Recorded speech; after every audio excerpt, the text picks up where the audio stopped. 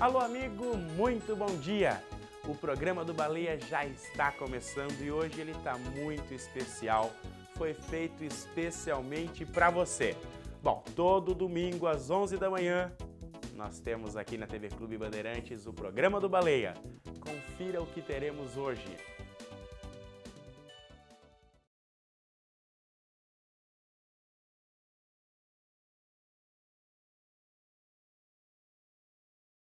Se você tem alguma sugestão para o programa do Baleia, você pode nos enviar um e-mail, programabaleia@netsite.com.br. Em 2 minutinhos, o programa do Baleia começa com pescaria.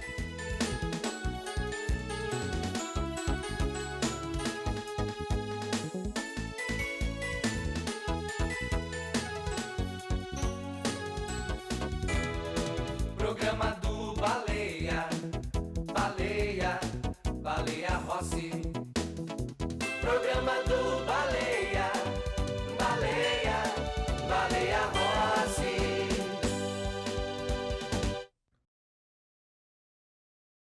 Programa do Baleia, Baleia, Baleia Rossi.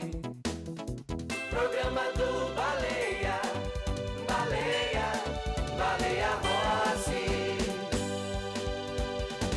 Hoje nós vamos conversar com um bacharel em Direito, de 31 anos, casado, pai de 2 meninas. Ele já foi secretário de Esportes de Ribeirão Preto, 3 vezes vereador no mesmo município e atualmente está no 1º mandato como deputado estadual.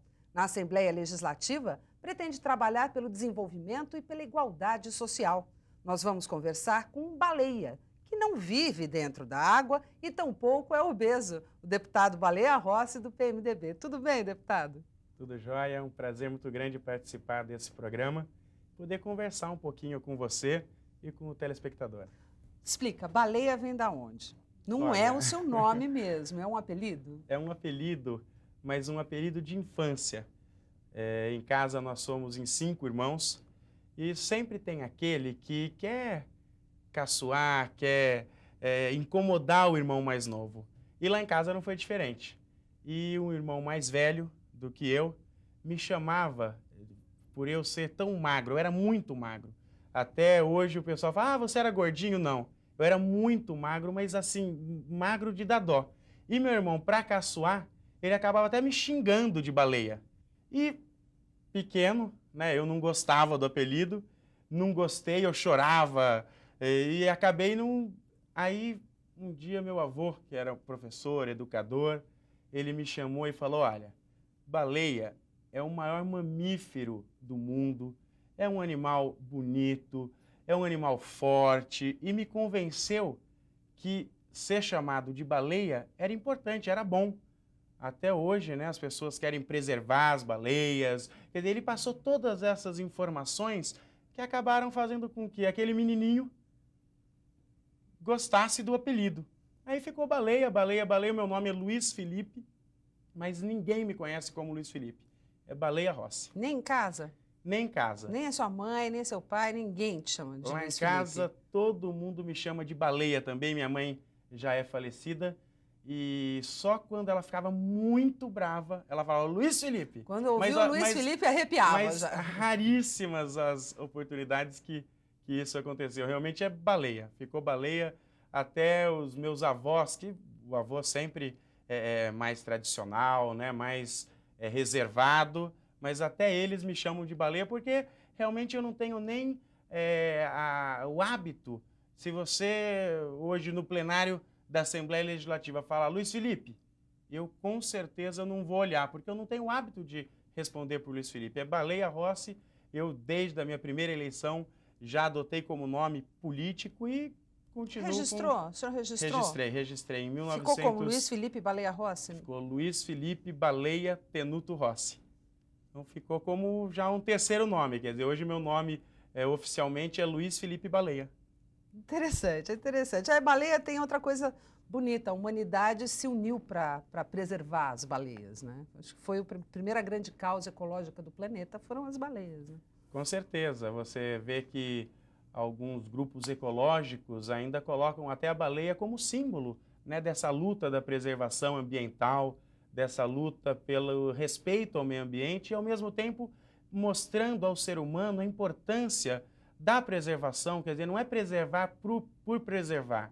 Quer dizer, você respeitar o meio ambiente, você viver e interagir com o meio ambiente traz qualidade de vida, traz melhora na saúde pública, enfim. Eu acho que essa informação para a população é muito importante. Deputado, o senhor não nasceu em Ribeirão, né? Nasceu em São Paulo. Não, nasci em São Paulo. Na verdade, a minha família já morava em Ribeirão Preto. Mas a minha mãe era filha de médicos. E o pai da minha mãe, que era médico, meu avô, Rolando Tenuto, era neurologista, era professor da Faculdade de Medicina da USP aqui de São Paulo. E a minha mãe, na época, quer dizer, morava em Ribeirão Preto, mas quando ia dar à luz, quando ia para São Paulo. ter o nenê, vinha correr para ficar ao lado do pai, que com certeza dava uma segurança muito grande para ela. Então eu acabei virando um paulistano, mas eu nasci em São Paulo a vida inteira. Coração morei em de Ribeirão Preto. Não tem jeito. É verdade. A sua mãe, a gente falou bastante do seu pai, a sua mãe, ela morreu muito moça, né? É verdade. Quase 10 anos já? Ela morreu com 49 anos de idade, foi uma morte prematura. Ela teve uma doença extremamente complicada, onde o organismo dela acabou rejeitando o pulmão e foi coisa de 6 meses e teve uma morte que surpreendeu a todos, porque foi uma coisa muito rápida e que, com certeza, deixou um ensinamento moral, uma orientação que ela, como mãe de 5 filhos, teve ao longo da vida. Você imagina o que ela não sofreu. Dona Liliane com 5 meninos. Liliana. 5 filhos. Você imagina, do primeiro ao quarto, que sou eu, são 5 anos de diferença. Aí o quinto são mais 5, quer dizer, do primeiro ao quinto... Foi um atrás do outro. Você imagina... Tava tirando a fralda de um, o outro estava nascendo. Você imagina em casa, quando os irmãos resolviam brigar, e isso não era de vez em quando, era quase sempre. Você imagina a bagunça. Eu tenho 2 meninas, eu tenho gêmeas, a Isabela e a Carolina, tem 2 anos hoje, e elas brigam o dia inteiro.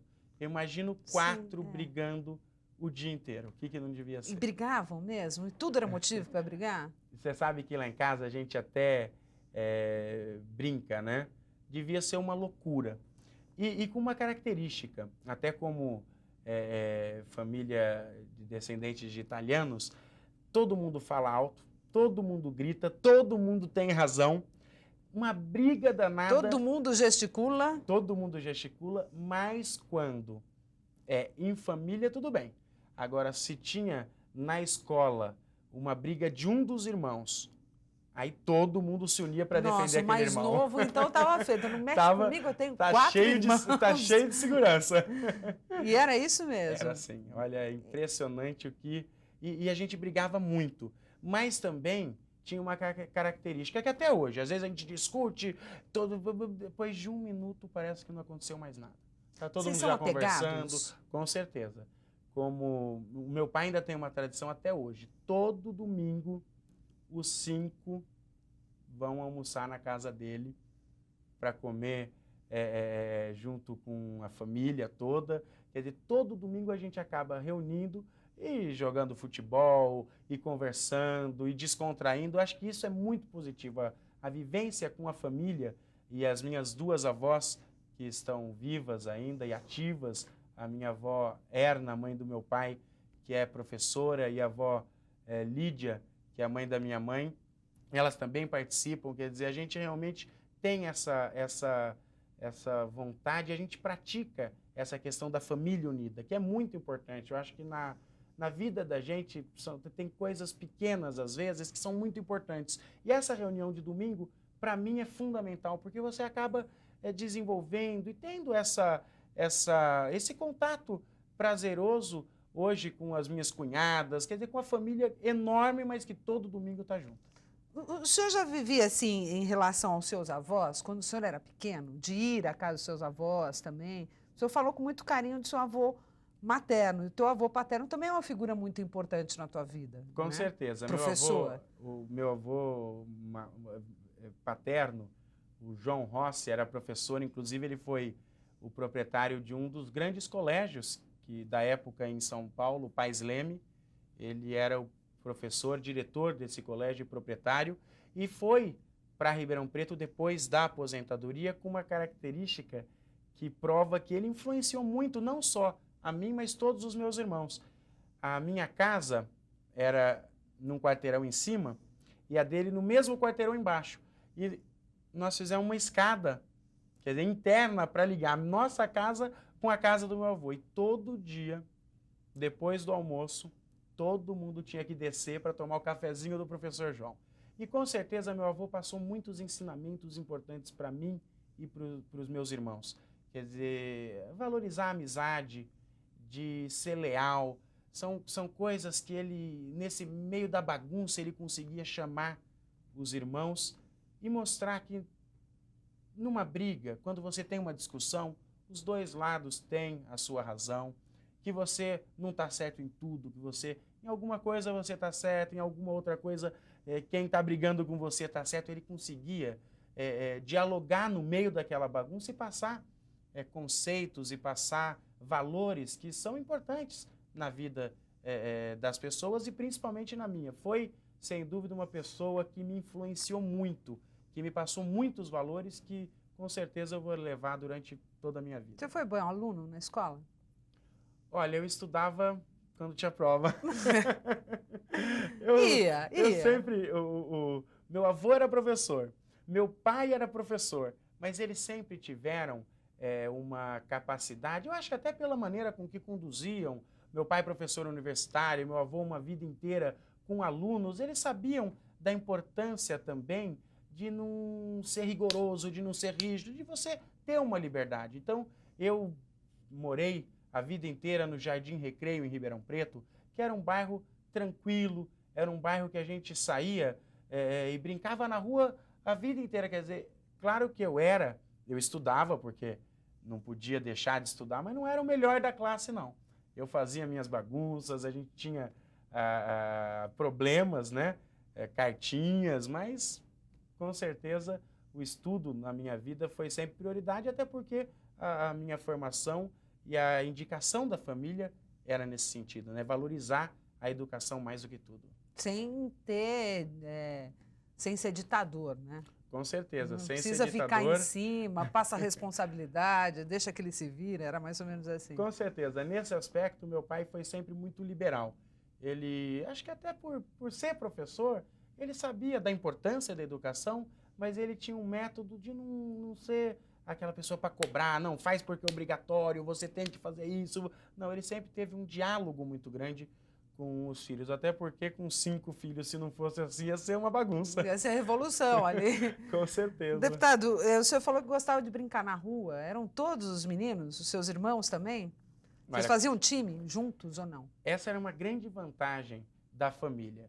Ah, vamos fazer o quê? Vamos jogar bola. Bom, um time já estava pronto, era da família. Aí a gente só precisava arrumar mais 5, 6. Quer dizer, então isso foi muito, muito bom, porque a gente acabava... primeiro, cada um tinha um número grande de amigos. Você imagina quando reunia todo mundo. E festa de aniversário, a sua mãe devia enlouquecer, não? Ficava doida. Você imagina o bairro que a gente morou a vida inteira em Ribeirão Preto, e meu irmão ainda mora lá na casa que a gente viveu a vida inteira. É um bairro tranquilo, afastado da cidade, que moram principalmente profissionais liberais, professores da USP, fica perto do campus da USP de Ribeirão Preto, médicos do HC. Então, era um lugar bem tranquilo, quer dizer, distante. Nós saíamos até para rolemã, jogar bets na rua. Quer dizer, nós tivemos uma infância muito rica nesse sentido. Quer dizer, completamente solta. Explica o que é bets, que muita gente não sabe. Bets é a adaptação brasileira para o beisebol. Né, que o taco. Pessoal joga muito, né? É o taco.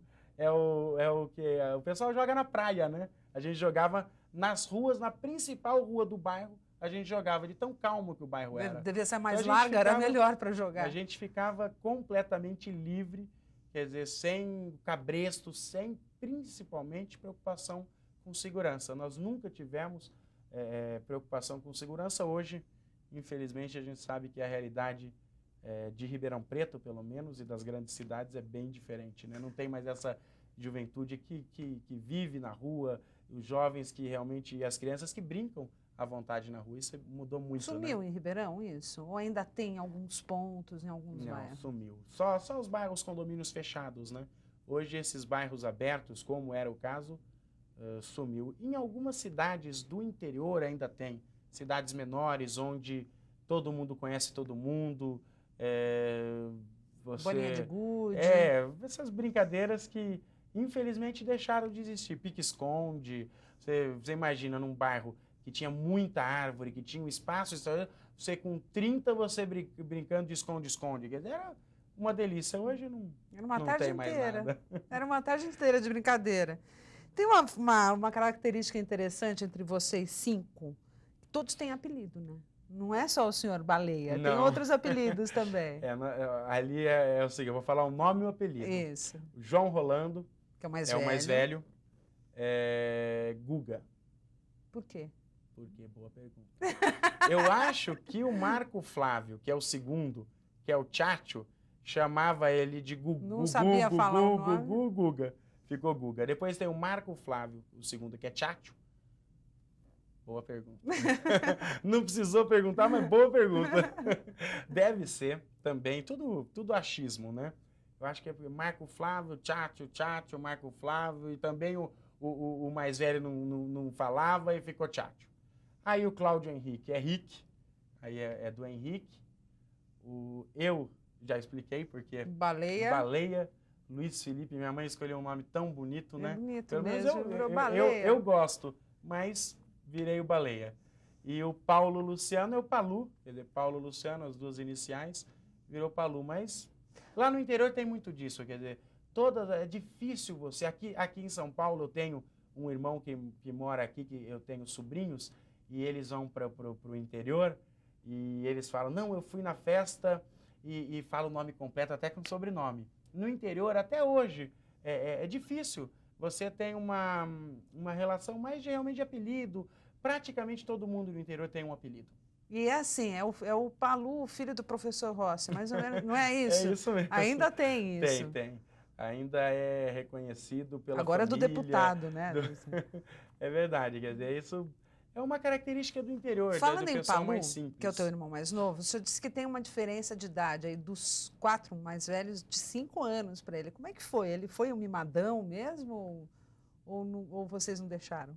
Não, com certeza. Não tem jeito do caçula não ser o mais mimado, né? E principalmente numa distância de 5 anos, quer dizer, ele sempre foi o queridinho da mamãe. É mesmo? Sempre foi, mas... E vocês aprontavam para cima dele por causa disso ou não? Não, a gente acabava defendendo, principalmente na rua. Quer dizer, ele não tem essa característica do filho mimado, mas a gente percebia que quando ele levava uns cascudos, que de vez em quando precisava, nossa senhora, caía a casa. Aí não pode, como que vai bater no irmão mais novo? Porque quando os 4 brigavam, tudo bem, mas quando batia no mais novo era mais difícil, tinha que parar. Deputado, como é que foi a adolescência desse monte de menino aí? Olha, eu tive uma adolescência muito boa. Eu estudei a vida inteira em Ribeirão Preto, como eu te falei, no Vitepax, que é um colégio de freiras, um colégio tradicional de Ribeirão Preto, que inclusive fica nesse bairro, no Jardim Recreio. Depois completei primeiro, segundo, terceiro colegial no ângulo da cidade e sempre tive muitos amigos. Eu sempre tive essa capacidade, talvez, de fazer amizade. E meu avô, o professor João Rossi, ele sempre me falava, Baleia, uma coisa que você não pode perder na sua vida, primeiro é a amizade e segundo, ser leal com seus amigos. Às vezes a gente até se decepciona mais se você não tem um envolvimento, mas eu sempre fui muito amigo dos meus amigos e eu procuro ser leal com eles. Quer dizer, eu valorizo muito isso. Por quê? Porque eu acredito no ser humano. Eu acho que se você quer fazer alguma coisa boa, você tem que, acima de tudo, juntar pessoas boas que tenham esse objetivo e, claro, força, garra, dinamismo para chutar a bola para frente. E as namoradas? Com esses irmãos perto, assim? Tinha briga por causa de menina? Não, você Até sabe que não. Não. A gente sempre teve, primeiro, acho que um respeito muito grande um pelo outro. E outra, que cada um tinha, até por estarem em séries diferentes, cada um tinha as suas paqueras dentro da sua série. Então, nós nunca tivemos essa disputa por namorada. Mas um ajudava o outro, dava uma de cupido pro outro ou não? Olha, eu acho que um Às já vezes. acabou já ajudando o outro, já com certeza acabou levando algum bilhetinho, algum recado, ou pedindo para irmão. O que acontecia muito, e já aconteceu, um irmão namorava uma menina, aí o outro irmão ficava interessado na irmã dela, aí sim, funcionava o cupido. Mas de maneira de disputar, nunca, graças a Deus, nós tivemos esse problema, porque senão aí ia ser no tapa mesmo. E a tua esposa, deputado? Olha, Como é que você conheceu ela? Ela é de Ribeirão também, a Vanessa? É de Ribeirão Preto. A Vanessa é de Ribeirão Preto. Eu casei em 99, depois de 7 anos de namoro. Eu namorei bastante e casei em 99. Nossa, começou a namorar com ela moço. Bem novinho. Eu comecei antes de ser vereador. Um pouquinho antes de ser vereador. Antes de ir para a faculdade também? Eu estava na faculdade, eu estudava na Mackenzie, E conhecia... Estudava em São Paulo, voltou para Ribeirão e conheceu. Eu já conhecia ela do ângulo, do terceiro colegial. E, né, não conhecia, era amigo, éramos da mesma turma praticamente. E aí eu vim para Mackenzie e numa viagem a gente acabou se conhecendo melhor. Não tivemos ainda um namoro, começo de namoro, mas acabamos nos conhecendo melhor. E depois, em Ribeirão Preto, nos finais de semana que eu ia, a gente acabou se aproximando e começou Foi de o namoro. repente, deputado? Uma amiga que de repente se olhou para ela e falou, nossa, mas eu estou apaixonada pela minha amiga? Foi de repente, foi sim. Foi uma coisa assim que eu nunca fui muito de namorar, quer dizer, praticamente a única namorada firme, séria que eu tive foi a Vanessa. Aí, né, começamos a sair, começamos a conversar e realmente despertou esse amor que eu tenho por ela e que, graças a Deus, a gente está juntos e com a Isabela e a Carolina que encheram a casa de alegria. O senhor fala delas, os olhinhos brilham, né? É verdade. Eu, quando a gente estava preparando e a Vanessa ficou grávida, uma felicidade muito grande para um pai e para uma mãe. Quando foi fazer ultrassom, que a médica perguntou, tem caso de gêmeos na família? Aí eu falei, tem. Meu irmão mais velho tem tem gêmeos também, o João e o Pedro. Aí eu falei, tem. E das duas partes, tem um primo da Vanessa também que tem gêmeos. Eu falei, porque são 2. Né? Na época eu não sabia que eram 2 meninas. E realmente o coração vai, né? Aí você acelera e fala, nossa nossa senhora. Falando em filho, o senhor tem um outro filho, que não são nem a Isabela e nem a Carolina, que é o teu programa de televisão, que é um trabalho que o senhor faz já há algum tempo, que eu queria que o senhor falasse como o teu programa hoje, que é na TV Bandeirantes. Na TV Bandeirantes Regional, pega em praticamente 100 cidades da região de Ribeirão Preto. É uma revista eletrônica, é um programa de entretenimento, não é um programa que eu falo sobre política, que eu entrevisto políticos. Eu tenho uma caminhada já na área de comunicação, é uma área que eu amo, que eu gosto muito. Quer dizer, eu faço também com extremo prazer, faço porque gosto, eu me sinto bem fazendo o meu programa. Eu comecei em 93 e 94, eu trabalhei na TV Record, que era em Franca, regional também, apresentava o jornal, e acabei apresentando um programa que chamava Cenário Político, com entrevistas, aí sim, com prefeitos, vereadores e lideranças. Depois eu trabalhei 2 anos na Rádio Show de Ribeirão Preto. Aí eu migrei, saí da televisão e fui para a rádio, fazia um programa de entretenimento das 10 ao meio-dia. Programa com a participação de ouvintes, participação do repórter, com informação policial, um programa bem eclético. Depois eu passei para a TV Tati, que era a antiga Manchete, trabalhei mais 2 anos, aí já com o programa do Baleia. Aí eu já passei do rádio, que era o programa do Baleia, passei para a televisão com o mesmo formato, com o formato inicial. E depois, quando eu vim para a Clube, que é a retransmissora da Bandeirantes, ele chegou nesse formatão que está até hoje, graças a Deus, com muito sucesso. Dá para continuar tocando, conciliando aqui com a Assembleia? Dá, com dificuldade.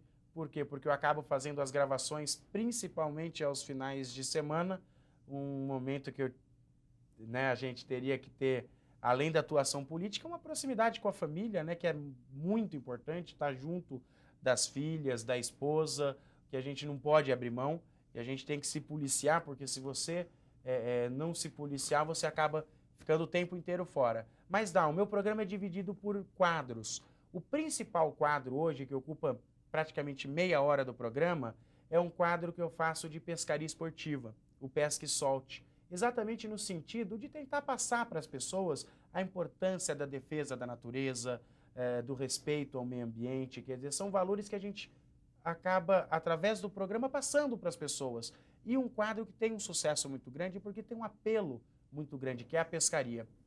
Hoje, quem mora no interior sabe que eu estou falando a verdade, adora a pescaria, é um esporte hoje super praticado, e às vezes quem não tem oportunidade de pescar, adora ver alguém pescando e passando as orientações básicas. Então, esse é um dos principais quadros do programa. Tem um outro quadro, que aí já é mais na comunidade, que é um quadro que a gente acaba valorizando o ser humano e principalmente as ações sociais do ser humano. Quer dizer, eu reservo 10 minutos do programa por semana para falar de algum trabalho social, de entidades ou de pessoas com idosos, com crianças, com pessoas portadoras de necessidades especiais, valorizando esse trabalho. O quadro até chama um exemplo a ser seguido, que a gente sempre finaliza dizendo que aquele trabalho, pela seriedade, pela maneira com que é conduzido, é um exemplo a ser seguido. Quer dizer, que outras pessoas façam o mesmo que essas pessoas estão fazendo. E outros quadros também que a gente acaba valorizando o ser humano, dando oportunidade para que ele tenha uma participação efetiva na comunidade. Programa do Baleia, Baleia, Baleia Rossi. Programa do Baleia, Baleia, Baleia Rossi.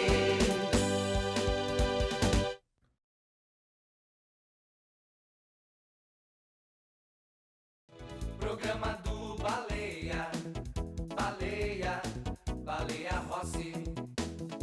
Programa do Baleia, Baleia, Baleia Rossi.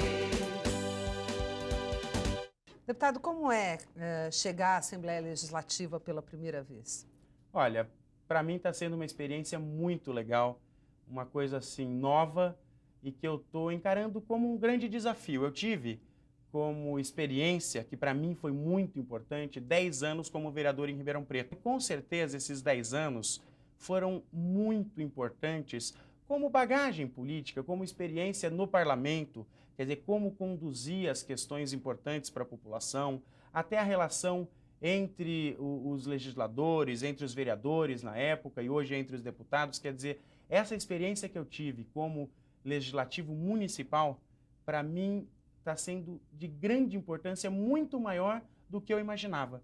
Quer dizer, então, essa bagagem de vereador, claro que eu aprendi muito como vereador e tenho que aprender muito mais ainda como deputado, mas eu chego já com uma certa experiência que eu quero usar em favor das causas que eu defender, claro, das causas públicas do nosso Estado. Falar um pouquinho das comissões. O senhor é vice-presidente de uma comissão extremamente importante da Assembleia, que é a Comissão de Constituição e Justiça, por onde passam todos os projetos, sem exceção. Todos passam pela Comissão de Constituição e Justiça.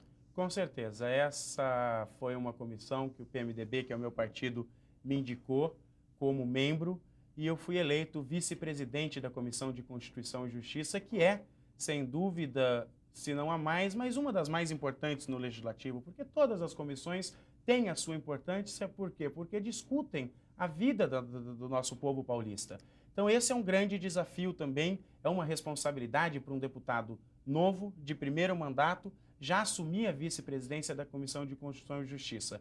Mas, da minha parte, eu quero deixar bastante transparente que eu vou, através dessa Comissão de Constituição e Justiça, atuar muito em defesa dos pontos de vista que eu defendo, daquilo que é importante para a nossa gente paulista. Tenho a certeza que eu estarei atuando muito nessa comissão, no plenário da Assembleia Legislativa, para efetivamente produzir. Eu acho que o deputado tem que produzir.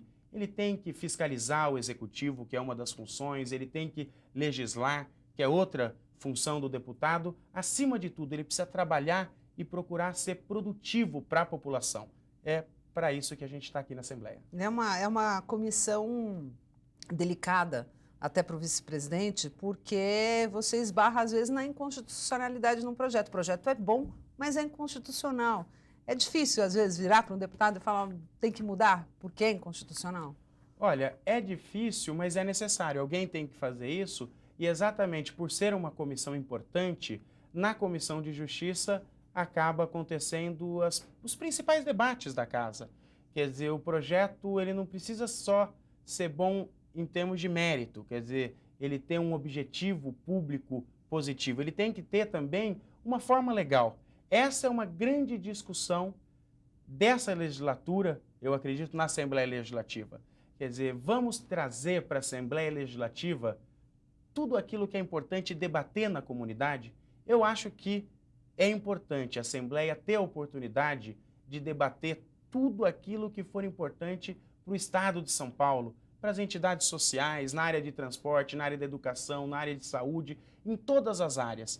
A Assembleia tem esse dever de trazer para dentro dela todas essas questões, esses debates, e é claro que muitos deles vão acontecer na Comissão de Constituição e Justiça, exatamente por quê? Porque o princípio de todos os projetos tem que respeitar a norma, tem que ser constitucional. O senhor faz parte de uma outra comissão que é sempre muito movimentada, que é de Relações do Trabalho. É uma comissão que às vezes nem tem tantos projetos para serem apreciados, mas tem muita demanda, muitos reclamos da sociedade, né? Com certeza, essa é uma comissão também que nós já tivemos uma reunião. Como você falou, não tem muitos projetos, mas os projetos que são discutidos na comissão, que levam a um debate profundo. E com certeza essa comissão terá nessa legislatura muito trabalho e espero poderá contribuir para que a gente tenha um ganho na questão macro da relação do trabalho no nosso Estado. Que é fundamental hoje, os números mostram a capital batendo recorde de desemprego, né? É um assunto, é um ponto importante hoje para qualquer governo e para qualquer legislador, né? Com certeza. Assuntos internacionais, é uma comissão que tem um charme especial, né? Nós temos a questão hoje do Mercosul, nós temos a questão da ALCA, nós temos questões de relacionamento do Estado de São Paulo com essas organizações que eu falei, e com certeza o debate vai se aprofundar muito quando o Brasil estiver amadurecendo, quando essas ideias começarem a ser discutidas plenamente. Essa é uma comissão importante na casa, que, assim como a da Relações do Trabalho, não tem tantos projetos, mas os projetos abordados são de extrema importância, porque podem definir o futuro da produção do Estado de São Paulo, que é um Estado extremamente exportador, é um Estado produtor, pode indiretamente influenciar a questão da própria quantidade de empregos no nosso Estado. Quer dizer, sem dúvida, essa é uma comissão que vai trabalhar muito e vai trazer para a Assembleia Legislativa assuntos pertinentes e da maior importância. Essas comissões que vão analisar projetos, que vão pensar um pouco o presente e o futuro do Estado de São Paulo, têm esta missão, até eu posso dizer assim, de trazer a opinião do povo paulista para dentro da Assembleia, para às vezes modificar para melhor os projetos. Deputado, a Assembleia hoje tem alguns grupos de trabalho, algumas comissões especiais de acompanhamento das reformas. O senhor faz parte de um desses grupos que acompanha a reforma tributária que hoje é um assunto que está na crista da onda e para o Estado de São Paulo é fundamental, porque dependendo do que for votado, o Estado pode perder. É essa perspectiva que os deputados que fazem parte dessa comissão têm? Essa comissão de acompanhamento da reforma tributária na Assembleia Legislativa é uma das comissões que mais está trabalhando. Nós fizemos seminários discutindo e debatendo o tema reforma tributária.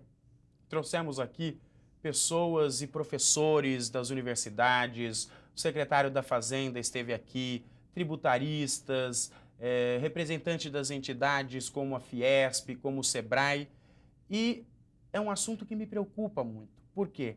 Porque, como resultado, nós podemos com clareza dizer, através desses depoimentos, que a reforma tributária proposta ao Congresso Nacional pelo governo federal, ela vai aumentar ainda mais a carga tributária nacional, que já está em torno de 37%. Quer dizer, já é um número absurdo se você comparar com países desenvolvidos. E o que nós pudemos colher nesses depoimentos, nas análises do projeto, é que ele pode aumentar essa carga tributária. Nós temos outras questões que achamos que é de grande importância. Por exemplo, continua a arrecadação dos impostos em cima, basicamente, da produção e do consumo, e não, como nos países mais desenvolvidos, sobre a renda e sobre o lucro. Então, a reforma ela é tímida e não mexe profundamente nas injustiças que acontecem hoje no nosso país. Então, é uma comissão extremamente importante, que está atuando muito na Assembleia Legislativa, está chamando as pessoas para falarem sobre o assunto. E, é claro, os deputados estão se posicionando, eu particularmente com muita preocupação, porque eu não acredito que você, não dando opção para quem quer produzir, para que ele produza, você pode gerar empregos, você pode dar um desenvolvimento econômico, você pode procurar aquilo que eu acho que deveria ser o objetivo principal da reforma tributária, que é a justiça social. E, infelizmente, do jeito que ela está hoje, ela não oferece isso à comunidade. E a nossa intenção, enquanto parlamentar paulista, enquanto deputado estadual, é produzir, junto com os demais membros da comissão, um documento proposta, sugerindo alterações, sugerindo e dando uma ideia paulista e uma contribuição, quem sabe, para que os deputados possam melhorar, aperfeiçoar a reforma tributária que há tanto tempo é esperada pelos paulistas e pelos brasileiros. A tua região, uma região, Ribeirão Preto, é uma região forte de produção agrícola e produção agrícola para exportação também. Com certeza. Tem a cana, a exportação do álcool, tem ali próximo a produção de laranja, de suco de laranja, Café, tudo isso, café, calçado. exatamente. E que são produtos para exportação. Já se falava antes no governo Fernando Henrique, e atual governo pensa assim também, que é importante exportar. Por que a gente não consegue exportar na quantidade que o Brasil tem capacidade de fazer? Olha, é claro que o ideal seria o estado de São Paulo e o país exportar mais. Por quê? Porque a exportação, ela gera emprego no Brasil, ela faz a arrecadação do município, do estado e do país crescer, ou seja, ela pode fazer, se bem empregada, até uma justiça social, uma divisão social mais justa. É claro que nós temos aí vários fatores. O primeiro fator, às vezes, é o custo do Brasil.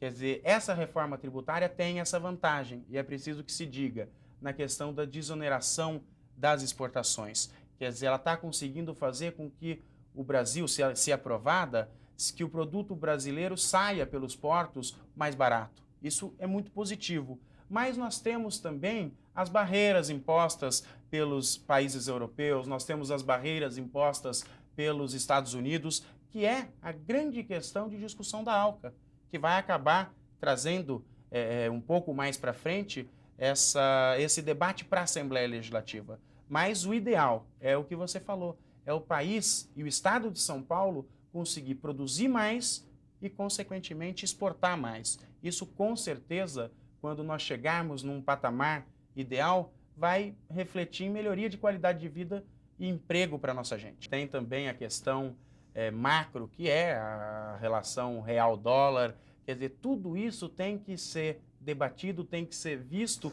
e, principalmente, tem que ser levado em conta.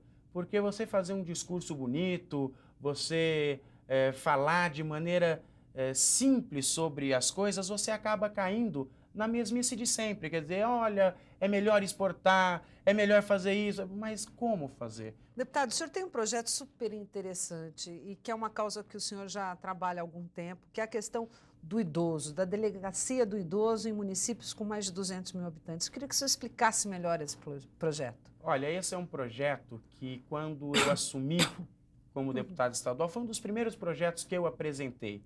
Nós temos no estado de São Paulo, aqui na capital, uma delegacia do idoso, que se mostra muito positiva para o pessoal da terceira idade, como alternativa para que ele busque uma inserção melhor na comunidade e para que busque a garantia dos seus direitos. Eu acho que é fundamental a gente tratar e a gente ter uma relação com as pessoas mais idosas próxima. Por quê? Porque as pessoas mais idosas podem nos ensinar muito. Já viveram, já tiveram desilusões, já tiveram vitórias e com certeza podem trazer para a nossa juventude muita orientação. Então, esse projeto eu apresentei, claro, nas cidades que possuem mais de 200 mil habitantes no estado de São Paulo. Por quê? Porque teria uma estrutura até da Polícia Civil para a instalação dessas delegacias. Se deu certo na capital, por que não levá-la para o interior? Por que não levá-la para o litoral, para cidades que também podem dar uma alternativa a mais para o idoso? Eu fui secretário de Esportes de Ribeirão Preto e tive uma experiência muito positiva no comando dos PICs, que é o Programa de Integração Comunitária, um programa voltado à terceira idade, que busca, claro, a união dos idosos, a aproximação deles, para que possam exercer atividade física, para que possam conversar, mas, sobretudo, a gente percebe que quando você coloca em prática projetos voltados para a terceira idade, você melhora em muito, não só a autoestima, mas a saúde deles. Deputado, o seu pai é uma figura muito importante nessa decisão do senhor de ter ingressado na política. Olha, meu pai foi político, é político porque quem entra para a política nunca mais sai, pelo menos na vontade de ajudar, na orientação.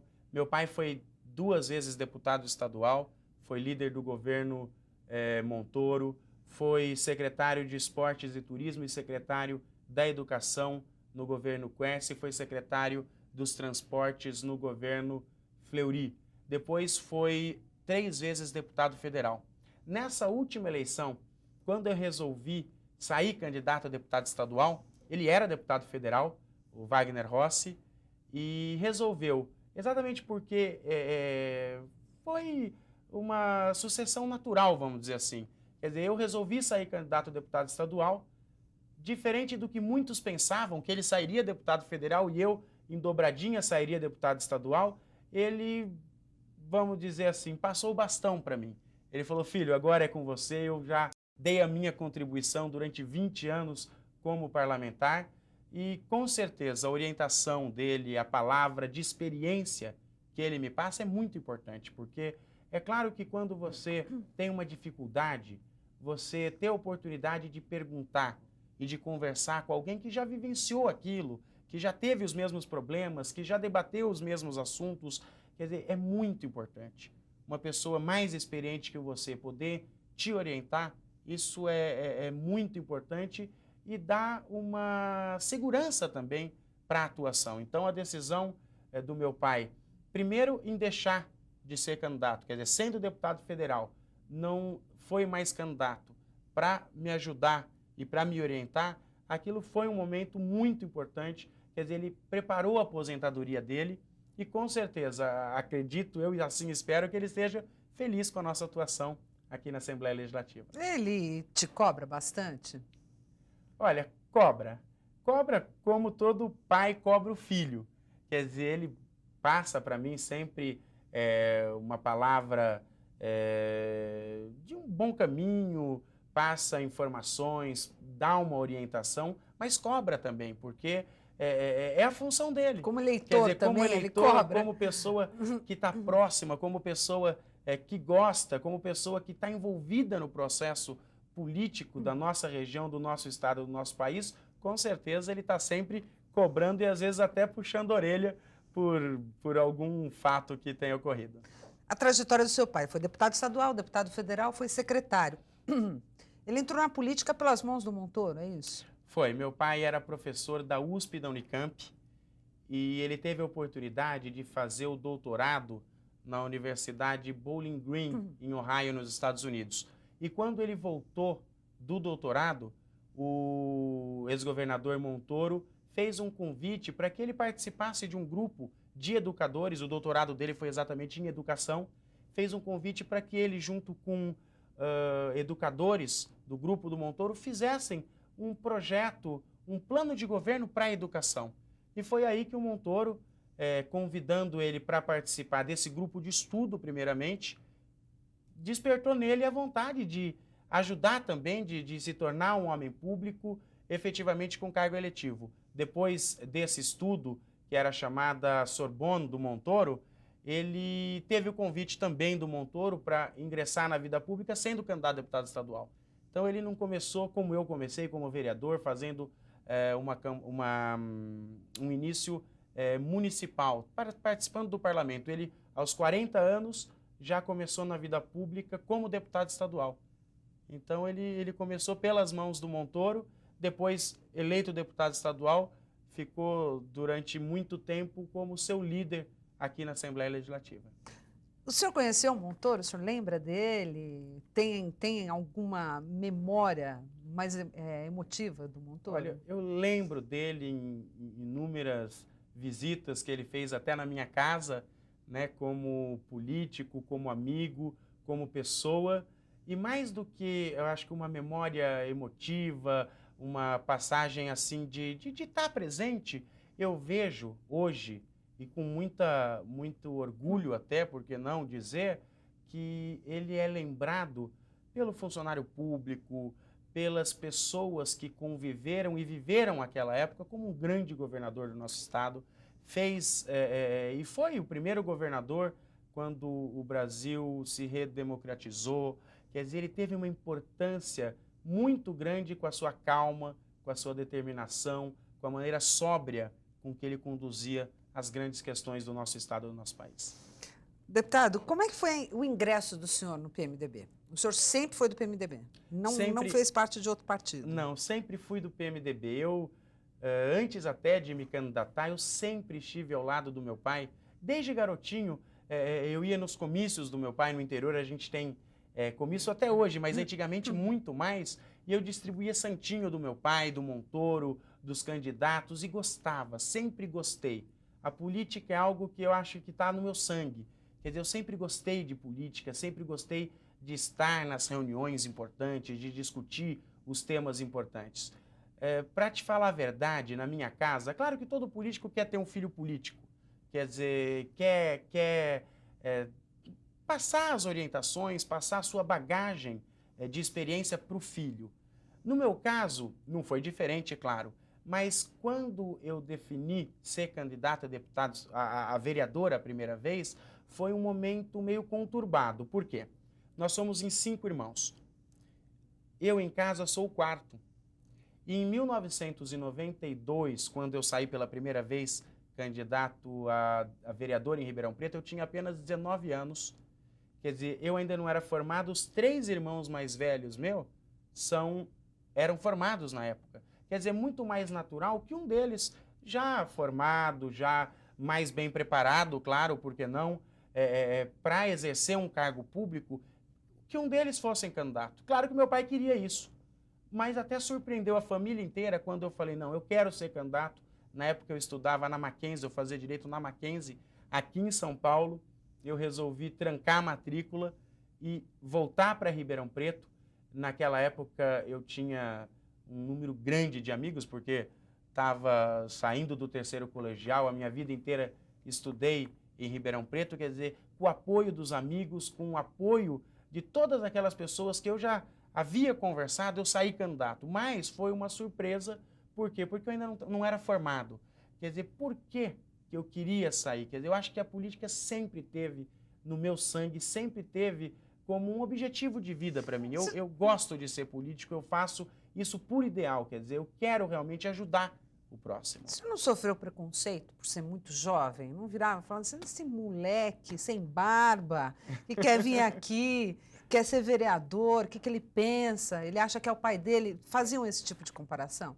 Olha, só para completar a primeira parte, depois que eu defini ser candidato a vereador, eu tive o total apoio do meu pai.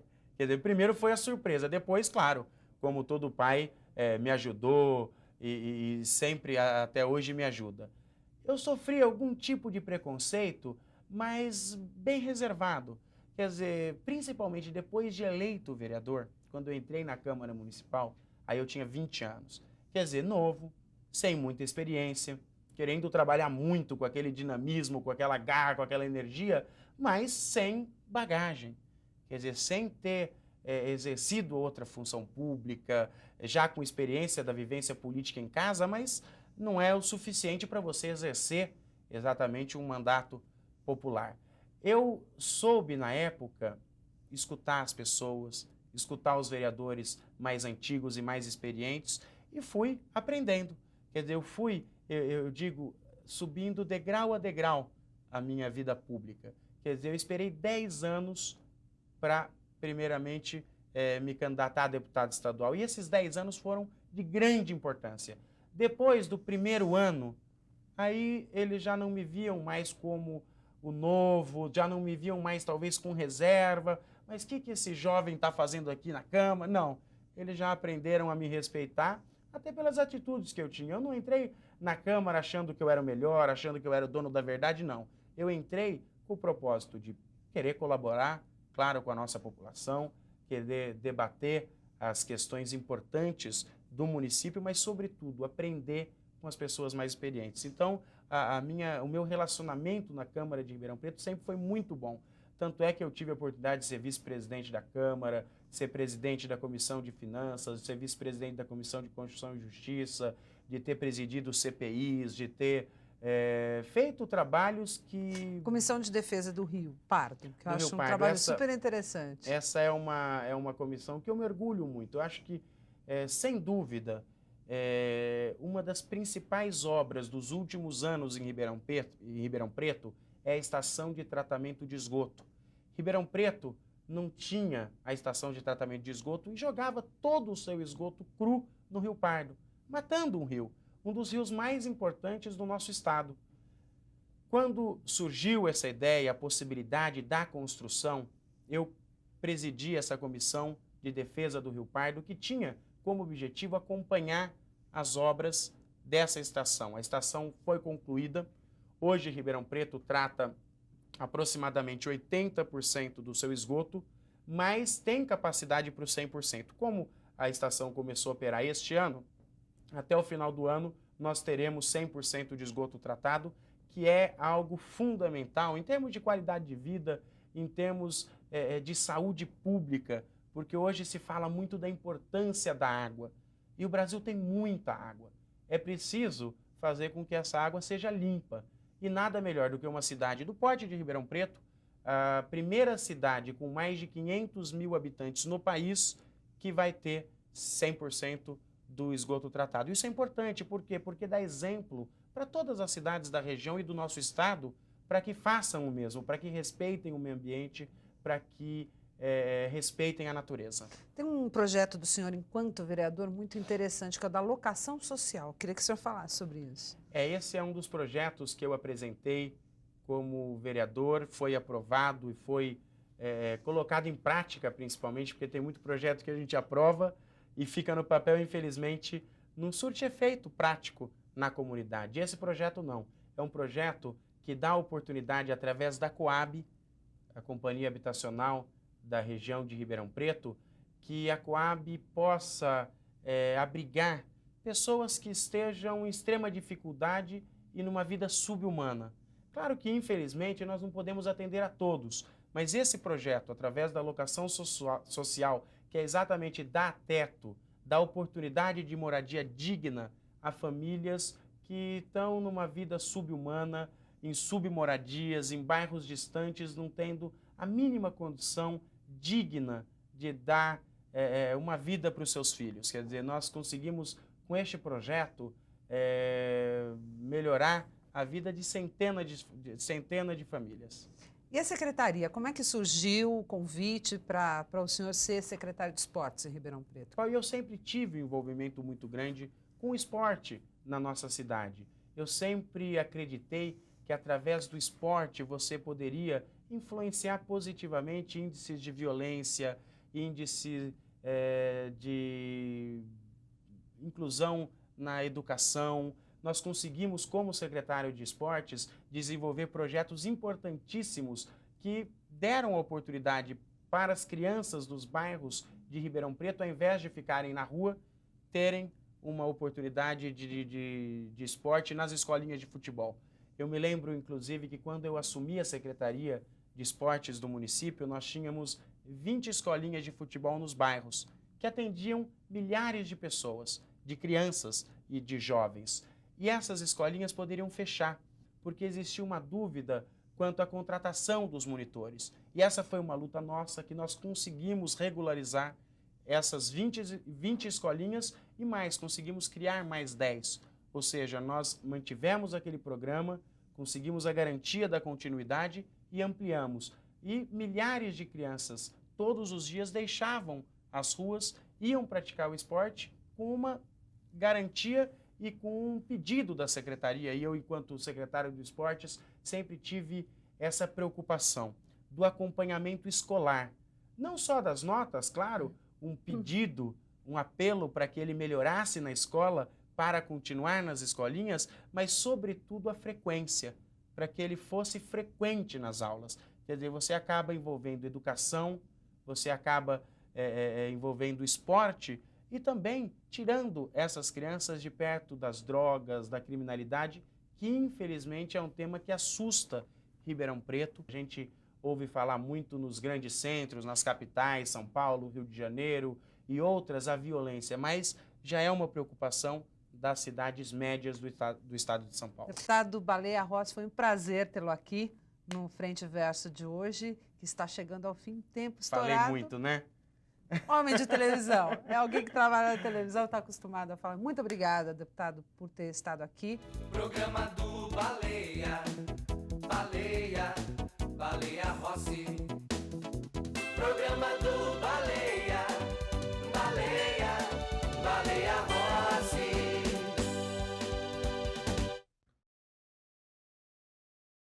Programa do Baleia, Baleia, Baleia Rossi. Programa do Baleia, Baleia, Baleia Rossi. Infelizmente, por hoje é só. Espero que você tenha gostado do programa. E se gostou de verdade, eu já vou deixar um convite para você. Domingo que vem, às 11 da manhã, nós estaremos mais uma vez aqui na TV Clube Bandeirantes para mais um programa do Baleia. Eu vou estar esperando por você. Tá combinado? Então tá joia. Um bom finalzinho de final de semana para vocês. Um bom almoço de domingo, né? Já tá na hora do almoço, aquela reunião gostosa com os amigos, com os familiares. Fiquem com Deus. Tchau. Programa do Baleia, Baleia, Baleia Rossi. Programa do